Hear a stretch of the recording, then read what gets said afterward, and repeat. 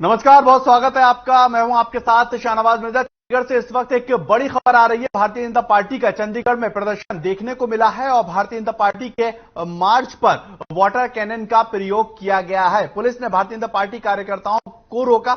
ये बड़ी खबर आपको बता रहे हैं चंडीगढ़ से, जहां पर भारतीय जनता पार्टी का प्रदर्शन होता हुआ नजर आया और वाटर कैनन के द्वारा पुलिस जो है इस प्रदर्शन को रोकती हुई नजर आई है। भारतीय जनता पार्टी के कार्यकर्ताओं पर वाटर कैनन का पुलिस ने प्रयोग किया। एक बड़े पैमाने पर चंडीगढ़ में भारतीय जनता पार्टी अपना विरोध प्रदर्शन दर्ज करवाती हुई नजर आ रही थी। और बड़ी अपडेट चंडीगढ़ से, भारतीय जनता पार्टी के मार्च पर वाटर कैनन का पुलिस प्रयोग करती हुई नजर आई और पुलिस ने भारतीय जनता पार्टी के कार्यकर्ताओं को रोका है।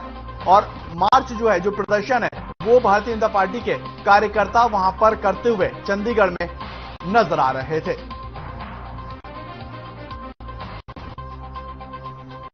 ये बड़ी जानकारी, बड़ी खबर। आपको तस्वीरें देखिए, ये चंडीगढ़ से आपको तस्वीरें दिखा रहे हैं जहां पर भारतीय जनता पार्टी के जो कार्यकर्ता हैं वो अपना विरोध प्रदर्शन दर्ज करवाते हुए नजर आ रहे थे। और इसी को लेकर जो पुलिस है वो वहां पर उनको रोकती हुई नजर आई। जब पुलिस रोकती हुई नजर आई उसके बाद वाटर कैनन का भी पुलिस ने इसी खबर को लेकर चंडीगढ़ से हमारे ब्यूरो हेड स्वर्णजीत सिंह जो है वो हमारे साथ जुड़ चुके हैं। स्वर्णजीत जी, अगर बात की जाए विरोध प्रदर्शन को लेकर, तो किस बात को लेकर भारतीय जनता पार्टी ये विरोध प्रदर्शन करती हुई नजर आ रही थी और इस वक्त क्या कुछ स्थिति बनी हुई है?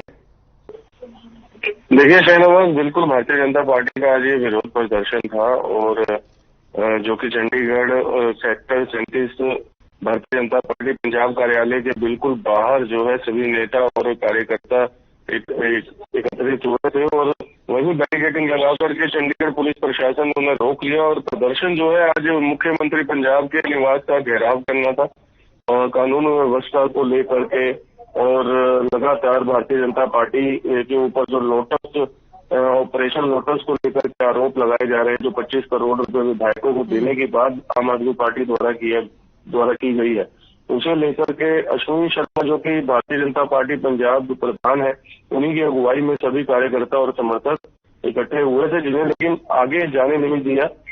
और वो चाहते तो वो सभी कार्यकर्ता यही थे कि प्रदेश के मुख्यमंत्री के निवास का घेराव करें, लेकिन पुलिस प्रशासन के ने दम बल से उन्हें रोक लिया और वाटर कैनन का भी इस्तेमाल किया गया। हाँ बिल्कुल, यहाँ पर ये बड़ी खबर है जहां पर चंडीगढ़ के अंदर इस तरह से भारतीय जनता पार्टी के जो कार्यकर्ता है वो विरोध प्रदर्शन करते हुए नजर आते हैं। आम आदमी पार्टी का क्या इसके ऊपर कोई रिएक्शन आया है? कोई उन्होंने इसको लेकर अपना जो बयान है वो जारी किया है? देखिए शहनवाज, एक तरफ भारतीय जनता पार्टी का प्रदर्शन तो दूसरी तरफ आज आम आदमी पार्टी ने भी अपने सभी विधायकों को बुलाया था, क्योंकि बीते कल में जब राज्यपाल ने आज एक दिन के सेशन में जो मुख्यमंत्री भगवंत सिंह मान ने बुलाया था उसे रद्द कर दिया गया। उसे देखते हुए मुख्यमंत्री ने कॉल अपने सभी विधायकों को बुलाने की और सभी विधायक यहाँ पर पहुंचे और विधानसभा से लेकर के राज्यपाल के निवास तक पैदल मार्च पास्ट होना था और वहां आगे घेराव करना था। लेकिन आम आदमी पार्टी के सभी विधायकों को पुलिस प्रशासन ने रोक दिया और आगे उन्हें जाने नहीं दिया। अभी तक रिएक्शन बस यही है कि दोनों पार्टियां जो है एक दूसरे पर आरोप प्रत्यारोप जो है वो यही कर रही हैं कि ये मौजूदा सरकार, भारतीय जनता पार्टी का कहना है कि मौजूदा सरकार जो है प्रोपेगेंडा करती है और इसी की राजनीति करती है। और दूसरी तरफ आम आदमी पार्टी का है, भारतीय जनता पार्टी आम आदमी पार्टी को गुजरात चुनाव के कारण जो है वो बदनाम करने का षड्यंत्र रच रही है। बिल्कुल स्वर्णजीत जी, अगर बात की जाए हरियाणा चुनाव को देखते हुए भी, क्या आपको लग रहा है कि जो दोनों तरफ से जो पार्टियां विरोध प्रदर्शन करती हुई नजर आ रही हैं, जनता के बीच में सक्रिय रहने, जनता के जो मुद्दे हैं वो उठाती हुई दिखाई दे रही है, ताकि जो चुनाव है, पंचायती चुनाव, विधानसभा चुनाव, लोकसभा चुनाव, उसमें कुछ ना कुछ एज मिलता हुआ नजर आए? देखिए, इस समय शाहनवाज, अगर पंजाब के राजनीतिक दलों की बात की जाए तो इस समय भारतीय जनता पार्टी और आम आदमी पार्टी के लिए गुजरात जो चुनाव है, जो मौजूदा इसी वर्ष में होना है, हिमाचल और गुजरात चुनाव जो है वो साथ पर लगा हुआ है।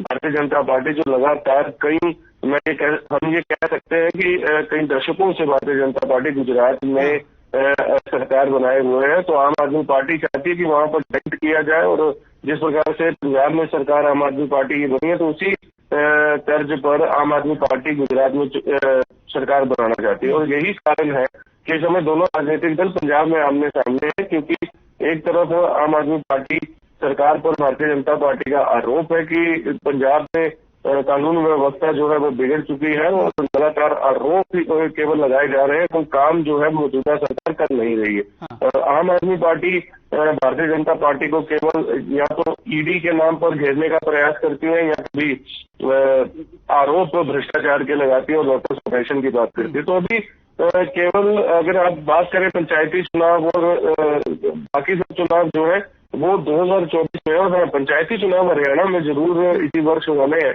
लेकिन अब वो कब होंगे इसकी भी जो तारीख है वो साफ नहीं है। लेकिन इसमें दोनों राजनीतिक दलों की नजर जो है वो गुजरात और हिमाचल पर है। हाँ बिल्कुल, चलिए बहुत बहुत शुक्रिया स्वर्णजीत आपका इस तमाम जानकारी के लिए, बातचीत करने के लिए। ये तस्वीरें आप दरअसल चंडीगढ़ की देख रहे हैं, जहां पर आम आदमी पार्टी और भारतीय जनता पार्टी जो है वो लगातार एक दूसरे के ऊपर विरोध प्रदर्शन जो है वो दर्ज करवाती नजर आ रही है।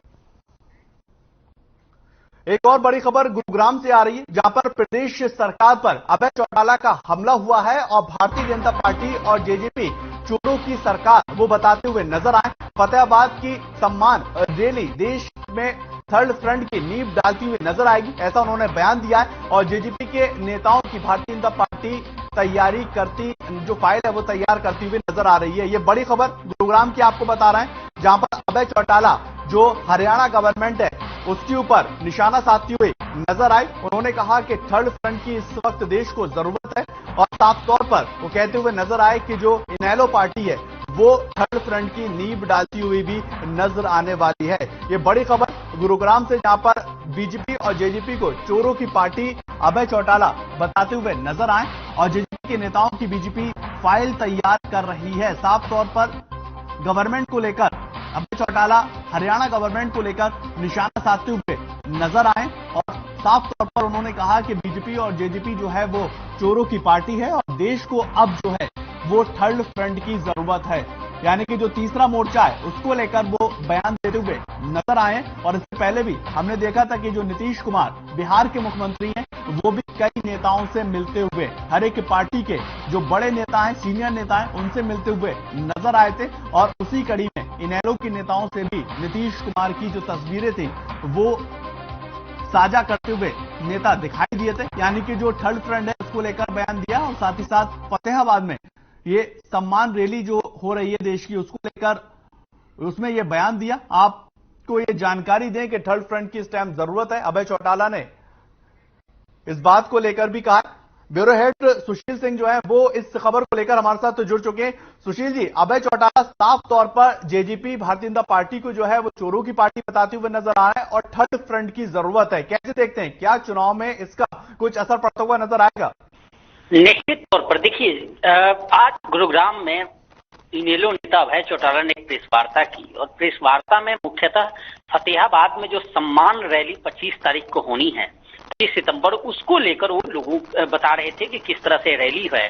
और इस रैली का मकसद थर्ड फ्रंट के तमाम बड़े नेता, करीब 15 दलों के बड़े नेता, दिग्गज नेता इस रैली में शामिल होंगे, इसको लेकर वो बता रहे थे। लेकिन जैसे उनसे यह सवाल किया गया कि अभी प्रदेश में बीजेपी की सरकार है और वो आपके ऊपर आरोप लगा रहे हैं, अभय चौटाला पर आरोप है कि वो इस तरह के बयान देते हैं, उस पर माफी मांगना चाहिए। जेजेपी के दिग्विजय चौटाला ने ऐसी बात कही थी, जिस पर इन्होंने कहा कि ये सरकार चोरों की सरकार है, और बाकायदा उन्होंने नाम लेकर कहा कि चोर हैं दोनों पार्टी के नेता जो सरकार चला रहे हैं, और स्वार्थ बस इन्होंने गठबंधन किया है। साथ ही इन्होंने यह भी कहा कि जिस तरह, जहां तक माफी मांगने की बात है, तो माफी अजय चौटाला को मांगना चाहिए, ओम प्रकाश चौटाला से। और अब ये लोग इसलिए माफी की बात और मिलने की बात कर रहे हैं जेजेपी के लोग, क्योंकि बीजेपी उनकी फाइल तैयार कर रही है, और कहीं ना कहीं ये सभी नेता जो जेजेपी के नेता हैं वो जेल में जाने वाले हैं। यही वजह है कि अब इन्हें इनेलो की तरफ इनका ध्यान जा रहा है, और चाहते हैं कि इनेलो के साथ मिल जाएं, इनके साथ मिलकर काम करें। लेकिन इसका फैसला ओम प्रकाश चौटाला करेंगे कि क्या इनकी जो माफी अगर मांगते हैं तो उस पर क्या कुछ होगा। इतना ही नहीं रुके अभय चौटाला, इससे आगे उन्होंने यह भी कहा कि जो हाल अजय चौटाला ने ओम प्रकाश चौटाला का किया था, जिस तरह से उनके साथ उन्होंने दगाबाजी की, इनके दोनों लड़के दुष्यंत चौटाला और दिग्विजय चौटाला, ये दोनों उनके साथ वही हाल करेंगे जो हाल इन्होंने किया। ऐसे तमाम आरोप इन्होंने लगाए और सभी विपक्षी पार्टियों पर जो कांग्रेस और बीजेपी और जेजेपी को आड़े हाथों लिया। हुड्डा पर भी इन्होंने आरोप लगाया और कहा कि हुड्डा कांग्रेस छोड़ेंगे, लेकिन उस दिन छोड़ेंगे जिस दिन यहां से कांग्रेस के जो तमाम बड़े नेता हैं जो G23 में शामिल थे, वो जब कांग्रेस से हट जाएंगे उसके बाद ये भी पार्टी छोड़ेंगे और यहां से हटेंगे। इतना ही नहीं है, पुत्र मोह का भी उन्होंने जिक्र किया और कहा कि भूपेंद्र सिंह हुड्डा को पुत्र मोह है और ये कहीं ना कहीं कांग्रेस को ले डूबेगी। इस तरह के तमाम आरोप थे जो अभय चौटाला लगा रहे थे। लेकिन जो थर्ड फ्रंट बनाने की बात हो रही है और उन्होंने जिक्र किया कि देवीलाल ने भी एक बार थर्ड फ्रंट बनाया था, कांग्रेस के खिलाफ बनाया था और आज ओमप्रकाश चौटाला ने इस कमान संभाली है। तमाम नेताओं से बातचीत की जा रही है। उस रैली के माध्यम से उन तमाम बड़े नेताओं को इस रैली में शामिल किया जा रहा है, बुलाया जा रहा है। यहां तक कि ममता बनर्जी भी अपनी मजबूत प्रतिनिधि इस रैली में भेजेंगी। दूसरी तरफ नवीन पटनायक के भी एक मजबूत प्रतिनिधि इसमें पहुंचेंगे और तमाम बड़े नेता इस रैली में शामिल हो रहे हैं। और वहीं से एक बीजेपी सरकार को कैसे उखाड़ कर फेंकी जाए और इसको लेकर जो रणनीति है और सभी नेताओं की एक समन्वय कमेटी भी बनेगी, जिस कमेटी में फाइनल होगा कि टिकट कैसे मिले और कैसे बंटवारा हो। लेकिन जो 2024 का रण है उसको लेकर थर्ड फ्रंट पूर्णतः तैयार है और इस बार कहीं ना कहीं बीजेपी को टक्कर देगी। ये तमाम बातें थी। लेकिन इस पूरे प्रेस कॉन्फ्रेंस के दौरान सबसे ज्यादा जो हमलावर दिखे वो जेजेपी पे दिखे। जेजेपी को यह भी इन्होंने आईना दिखाया कि जो पार्टी जो जी ठीक, बहुत बहुत शुक्रिया सुशील आपका इस तमाम जानकारी के लिए, बातचीत करने के लिए। प्रदेश सरकार के ऊपर अभय चौटाला का ये साफ तौर पर हमला जो है वो देखा गया और साफ तौर पर भारतीय जनता पार्टी और जेजेपी को चोरों की सरकार बताते हुए अभय चौटाला नजर आए और उन्होंने कहा कि थर्ड फ्रंट की इस वक्त जो है देश को बहुत ज्यादा जरूरत है। आगे बढ़ेंगे, बात करेंगे सबको हंसाने वाले राजू श्रीवास्तव रुलाकर जो है वो पूरे देश को चले गए हैं और राजू श्रीवास्तव ने 42 दिन तक अस्पताल में अपनी जिंदगी से जंग लड़ने के बाद आखिरी सांस जो है वो एम्स में ली। और आपको बताएं कि दिल्ली के निगम बूथ घाट में राजू श्रीवास्तव का अंतिम संस्कार किया गया। उनके भाई ने उनको मुखाग्नि दी है और कॉमेडियन राजू श्रीवास्तव के परिवार वालों की आंखें जो हैं वो बहुत ज्यादा नम दिखाई दी और राजू के जाने से उनका पूरा परिवार जो है वो टूट चुका है। उनके लिए ये पल चुनौती भरा है और दुख की इस घड़ी में राजू की पत्नी, बच्चे और बाकी परिवार वाले जो हैं वो एक के साथ मजबूती से खड़े नजर आ रहे हैं।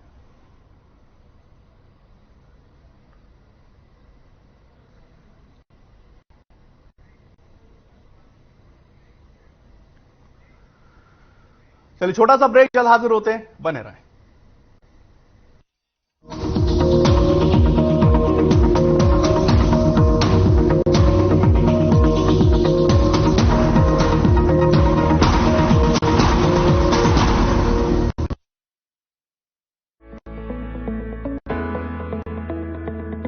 आप पत्रकारिता के क्षेत्र में करियर बनाना चाहते हैं तो हम सिखाएंगे आपको इलेक्ट्रॉनिक मीडिया के हर गुण। जल्दी करें, साधना एकेडमी फॉर मीडिया स्टडीज में एडमिशन शुरू हो चुके हैं। सिर्फ कुछ ही सीटें बची हैं, तो देर बिल्कुल न कीजिए। हमारा कॉन्टैक्ट नंबर है 9999131700, 9999131800 या फिर आप हमारी वेबसाइट www.sadhnamedia.com पर विजिट कर सकते हैं। आप हमें noida.sams@gmail.com पर ईमेल भी कर सकते हैं। 100% जॉब प्लेसमेंट की गारंटी। आज ही संपर्क करें। कहते हैं laughter is the best medicine, तो हंसो और हंसाओ था इनका फंडा, जिन्होंने अपने हंसी मजाक से लाइफ के दुखों का किया हर रोग दफा। ऐसे कॉमेडी किंग राजू श्रीवास्तव को पेट सफा की ओर से भावपूर्ण श्रद्धांजलि। पंजाब है जसप्रीत का ठिकाना, मुंबई है आदर्श का आशियाना, केरल का गोविंदन निवासी, कोलकाता में जन्मे है काशी। हर हिंदुस्तानी की शान, ARB बियरिंग्स जोड़े सारा हिंदुस्तान। अगर आप पत्रकारिता के क्षेत्र में करियर बनाना चाहते हैं तो हम सिखाएंगे आपको इलेक्ट्रॉनिक मीडिया के हर गुण। जल्दी करें, साधना एकेडमी फॉर मीडिया स्टडीज में एडमिशन शुरू हो चुके हैं। सिर्फ कुछ ही सीटें बची हैं, तो देर बिल्कुल न कीजिए। हमारा कॉन्टैक्ट नंबर है 9999131700, 9999131800 या फिर आप हमारी वेबसाइट www.sadhnamedia.com पर विजिट कर सकते हैं। आप हमें noida.sams@gmail.com पर ईमेल भी कर सकते हैं। 100% जॉब प्लेसमेंट की गारंटी। आज ही संपर्क करें। रंगों का उमंगों का जज्बा कहाँ रुकता है, मन साफ है तेरा अंदर तो बाहर दिखता है। जो अच्छा हो जो सच्चा हो वही तो दिखता है।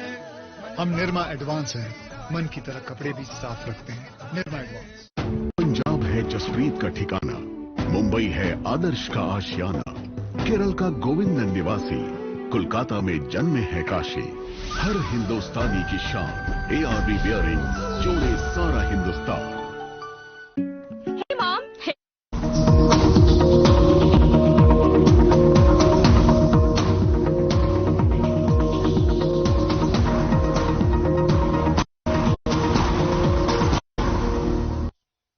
ब्रेक के बाद आपका स्वागत है। आगे बढ़ेंगे, बात करेंगे। श्रम एवं रोजगार मंत्री अनूप धानक के भिवानी पहुंचे और इसी दौरान उन्होंने कष्ट निवारक समिति की बैठक की अध्यक्षता की है और इसी बैठक में लोगों की 12 समस्याएं रखी गई, जिनमें से 9 समस्याओं को मौके पर ही उनका समाधान किया गया। इस दौरान अनूप धानक से कहा गया कि सरकार अनाज के एक एक दाने को MSP पर खरीद करेगी और साथ ही साथ बाजरे के लिए भी उन्होंने कहा है कि विचार विमर्श किया जा रहा है।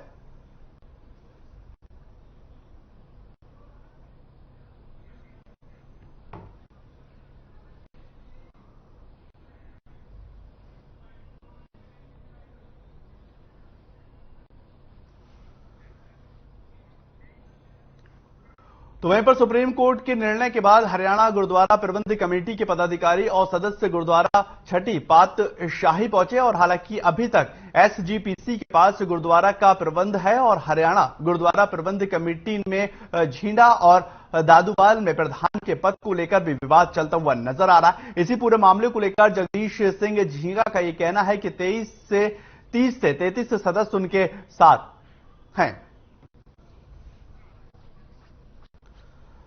दरअसल ये कुरुक्षेत्र की खबर या कहें कि हरियाणा की खबर है, जहां पर गुरुद्वारा प्रबंध कमेटी का ये पूरा मामला था और सुप्रीम कोर्ट से जो है इसका फैसला आता हुआ नजर आया। प्रधान पद को लेकर एक और विवाद जो है वो इसमें चलता हुआ नजर आ रहा है।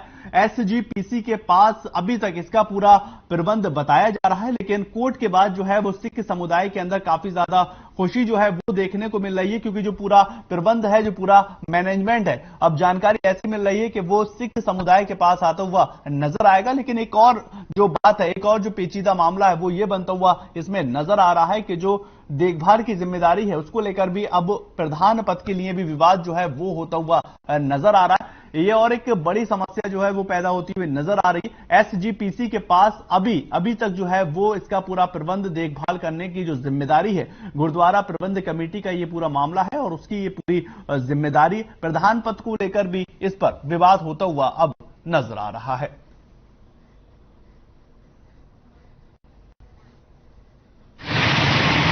जो साढ़े एक्सों अनुसार मुख्य दफ्तर है उससे ਅਸੀਂ ਦਰਸ਼ਨ ਕਰਨ ਲੱਗੇ ਸੀ। ਅੱਜ ਪਹੁੰਚੇ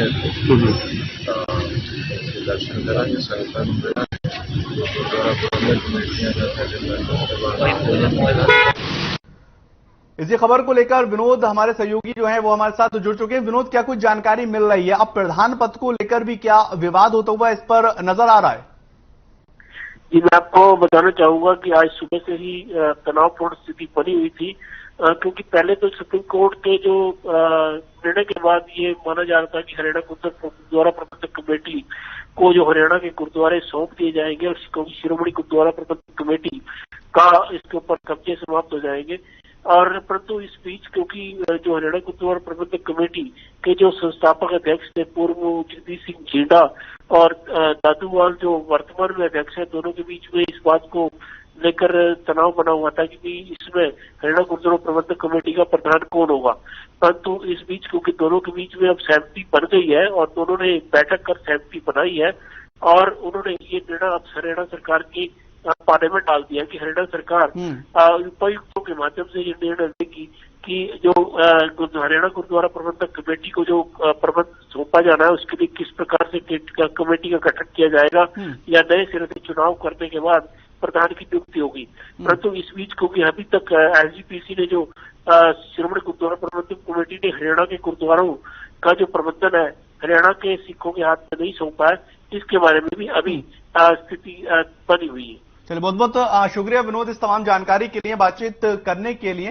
आपको बताएं, गुरुद्वारा प्रबंध को लेकर जो फैसला आया उसके बाद अब प्रधान पद को लेकर विवाद जो है वो बढ़ता नजर आ रहा है। आगे बढ़ेंगे, बात तो फरीदाबाद की करेंगे, जहां पर बदमाशों का आतंक जो है वो दिन प्रतिदिन लगातार बढ़ता हुआ नजर आ रहा है। और फरीदाबाद के सेक्टर 55 में दिन दहाड़े 3 नकाबपोश बदमाश जो है वो घर में घुसते हुए नजर आए। उन्होंने चाकू की नोक पर 2 महिलाओं से उनके जेवर और नकदी को लूट लिया और घर के आसपास में लगे सीसीटीवी कैमरे बदमाश घुसते हुए साफ तौर पर दिखाई दे रहे हैं। महिला ने घटना के बारे में पुलिस को जानकारी दी और इसके बाद पुलिस ने मामला दर्ज कर लिया है और बदमाशों की तलाश शुरू कर दी गई। सेक्टर 55 पुलिस चौकी इंचार्ज रणधीर सिंह ने बताया कि सीसीटीवी की मदद से बदमाशों की पहचान की जा रही है और जल्दी आरोपियों को भी गिरफ्तार किया जाएगा। ये कौशल गोयल का मकान नंबर 48 सेक्टर 55 में है। ये सुबह 10 बजे अपने हार्डवेयर की दुकान है इसकी, वहां चले गए और इसके पीछे घर पे इसकी माँ और इसकी पत्नी दोनों थे। 10-10 बजे के आसपास 3 नौजवान लड़के आए जो उन्होंने गेट खुला था, अंदर घुस गए, जो उनको डरा धमका के और कुछ ज्वेलरी वगैरह थी वो उतरवा के लूट के ले गए। मैं और मेरी सास घर पर थे। मैं एकदम से आई, देखा 3 लोग घर में खड़े हैं, चाकू ले रखे हैं, तो मैं घबरा गई। फिर उन्होंने कहा बस चुप, आवाज मत निकालना और नहीं तो मार देंगे। हम एक कमरे में लेकर आए हैं, तो फिर एक गर्दन पे चाकू रख दी, मेरी भी और मेरी सास की भी, और फिर पिस्तौल भी निकाल ली। 3 लड़के थे, तीनों के हाथ में तो चाकू थे। फिर हमें अलमारी पे ले, हमारे कई सब उतार दो, जो पहन रखा हमने सब उतार दिया, कड़े बड़े सब, मेरी सास का भी सब उतरवाया। वहीं पर सीएम फ्लाइंग टीम लगातार एक्शन मोड में नजर आ रही है और बहादुरगढ़ के अंदर भी सीएम फ्लाइंग टीम ने एक बड़ी कार्रवाई की है। टीम ने जीएसटी चोरी करने वाले और ओवरलोडेड 7 वाहनों के ऊपर शिकंजा कसा है और साथ ही 5 ओवरलोडेड हाईवे को भी इनपाउंड किया गया। आपको बताएं कि ओवरलोडेड वाहनों पर 3,16,000 रुपए का जुर्माना लगाया गया और साथ ही साथ सीएम फ्लाइंग की टीम के साथ सेल्स टैक्स विभाग और आरटीओ विभाग के अधिकारी भी वहां मौजूद रहे।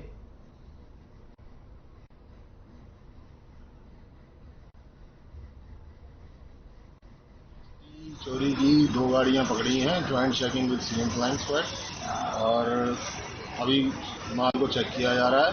बिल के साथ उसका निदान किया जाएगा और जो भी कानून के मुताबिक जुर्माना होगा वो उस पर लगाया जाएगा। ये गाड़ियां, एक गाड़ी जो है बस है, पैसेंजर बस है और वो जा रही थी बीकानेर से दिल्ली। किस तरीके का सामान भरा हुआ है? सामान उसमें खाने का सामान है, पापड़, रसगुल्ले, नमकीन है और स्क्रैप मिला है। फिलहाल इस बुलेटिन में इतना ही। नमस्कार।